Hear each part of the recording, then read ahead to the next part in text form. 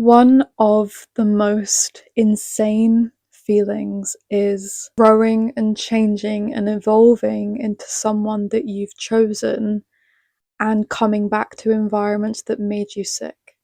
Coming back into environments that only know that old version of you. Sometimes you don't even realize how far you've grown until you go back and you see that you don't fit into this mold that people had of you anymore. Like for me, I went into my family house and it was tiny.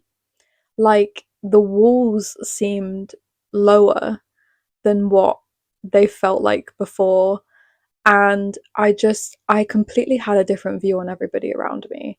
It just felt like I was a bird out in the sky looking at everybody and seeing everything for how it is, and it is crazy. Returning to the same environment won't make you shrink back into that version. You'll see elements of yourself slipping in, almost like dipping your feet in the water, but you'll be like, whoa, hold on. No, that's not me. And you'll rise even further into this other version of yourself. Your body will physically resist you shrinking again. Scotland for me was a place that I became a version of myself that I chose. Not the version of me that was shaped by childhood or family systems, but someone that I chose. The version of me that I crafted with courage, integrity, strength. I didn't choose the place I was born. I didn't choose the dynamic there, but I chose Scotland.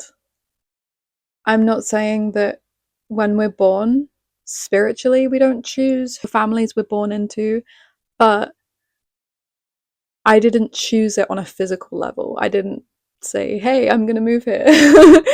But I did with Scotland. It is such a freeing and liberating feeling when you are in an old environment and you feel triggers coming back, where, for example, if someone said something that would have normally irritated you and you feel the little fire burn inside of you and you're like, whoa, wait a minute, this has no bearing on my life anymore. Why am I getting annoyed about this? And you can let it go. The people around you quite often won't be able to accept this new version of you, and that's because they are exactly the same. People will cling to this old version because it's familiar to them, and they don't comprehend that anybody could change as drastically as you have.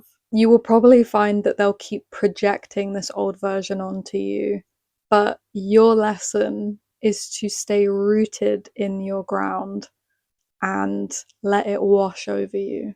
If you're not rooted in yourself, you will be incredibly frustrated.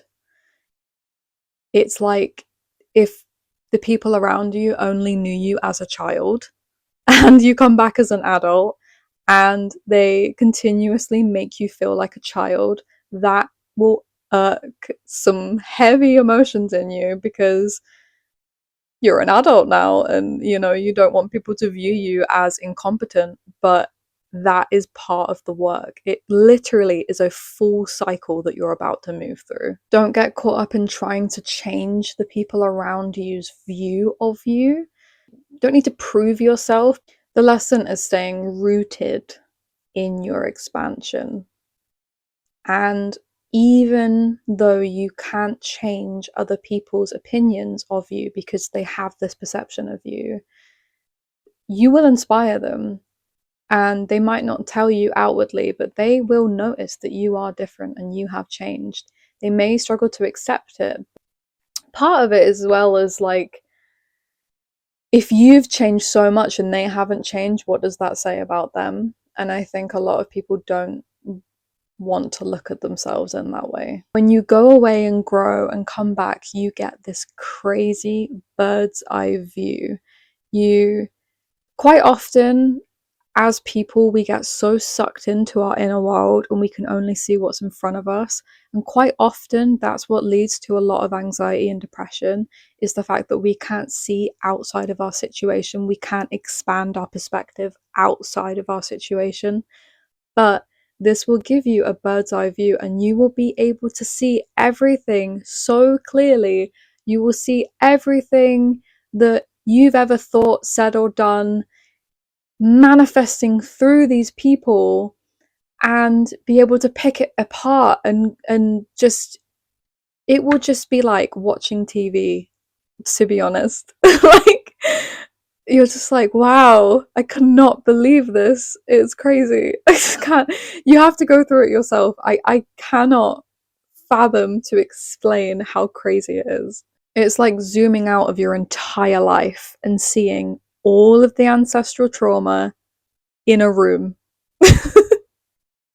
All of the generational stories, all of the patterns. See that game that everyone's been playing without realizing it. And I'm also not just talking about family dynamics, I'm talking about the game of life. You have so much clarity on this silly little thing that we call life that you just feel free. You feel free of all of the bullshit. You're not judging your old environment when you step into it. You're not judging the people. You're examining it and you're accepting it, but you're not getting absorbed in it. You're taking a seat back and watching and learning. You're not judging. You're just present and you're not absorbing anything. That's the key difference. Before, you might have absorbed the energies and stuff because people's energy can be quite heavy, especially when we're children. But now everything's clear. Something else that's really good to do as well is being very curious, asking your family questions, learning about them and their lives, and you can really start to piece everything together. One of the most powerful things is realizing the old version of you was shaped by other people and the environment, and now you get to choose a different direction. When you revisit these environments, you're actually in your process of becoming. You're witnessing your becoming in real time. We have all been processed and indoctrinated through the same machine with different dynamics, different family dynamics, different environment dynamics, but we have all been processed and indoctrinated through the same machine. All we have to do is dismantle this machine to become who we are. Unconsciously, our family members have projected all of these small little pieces of themselves that they've accumulated from other people, and all we have to do is override the system. We are so full of other people's shit, and we should be full of ourselves. Now, the term being full of yourself has been thrown around and people use it in a very negative connotation. But actually, if you look at those words, being full of yourself, why wouldn't you want to be full of yourself? Not in an egotistical sense, in a being, like you're in your essence. We need to stop being so full of other people's shit and be full of ourselves. We're so full of other people's shit that we don't realize how empty of ourselves we are. We don't realize how full of other people's emotions and beliefs and energies and lives we are.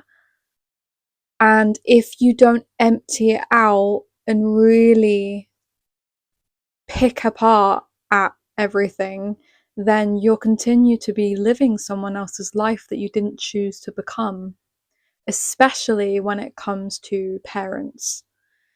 Parents are the first seed that's planted in us as children, and so that's always the hardest one to come back and rewrite. But then second to that is relationships. Once you've met the real version of yourself, even briefly, you can't go back. Knowing yourself is taking your life